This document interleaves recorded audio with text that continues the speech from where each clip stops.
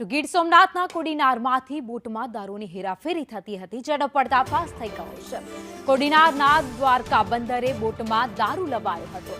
દમણથી દારૂ લાવી ટેમ્પોમાં ટ્રાન્સફર કરાતો હતો। કાર કોડીનાર રવાના થાય તે પહેલા જ યુવાનોએ કાર રોકાવી હતી। દારૂ ભરેલો ટેમ્પો રોકી પોલીસને સોંપવામાં આવ્યો હતો। 3 કાર દારૂ ભરી લઈ જવામાં આવી રહ્યા હોવાનો સ્થાનિકોએ આક્ષેપ કર્યો છે। પોલીસે દારૂનો જથ્થો જપ્ત કરી આગળની કાર્યવાહી હાથ ધરી છે। તો બોટમાં દારૂની હેરાફેરી થતો હોવાનો પર્દાફાશ થઈ ગયો છે।